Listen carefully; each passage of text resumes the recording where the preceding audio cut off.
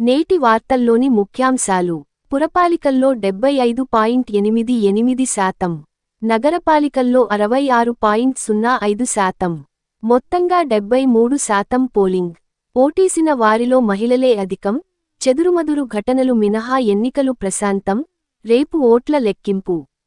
రాష్ట్ర రాజకీయాలు పరిపాలన అంశాలపై పార్టీ పెద్దలతో చర్చించేందుకు సీఎం రేవంత్ రెడ్డి నిన్న ఢిల్లీ చేరుకున్నారు. రాత్రి ఏసీసీ అధ్యక్షుడు మల్లికార్జున ఖర్గేతో భేటీ అయ్యారు. హైదరాబాదులో యుబిఎస్ భారీ విస్తరణ, మరో 3,000 మందికి ఉద్యోగ అవకాశాలు, నూతన జెసిసిని ప్రారంభించిన మంత్రి శ్రీధర్ బాబు.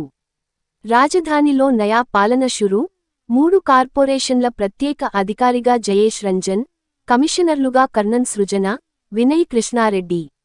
సింగరేణి సేండీగా జ్యోతి బుద్ధ ప్రకాష్, పలువురు ఐఏఎస్ల బదిలీలు. ఇక పక్కాగా దేవాలయ భూముల లీజు విధానం, నూతన విధానానికి దేవాదాయ శాఖ కసరత్తు. క్రీడా వార్తలు. టీ20 ప్రపంచ కప్లో టీమిండియా నేడు నమీబియాతో తలపడనుంది. నేటి సూక్తి. దుఃఖం, సంతోషం రెండు ఎండా, వానల్లా వచ్చి పోతుంటాయి. ఏది శాశ్వతం కాదు. ఆరోగ్య చిట్కా. నిమ్మకాయ ఇమ్యూనిటీ పెంచుతుంది.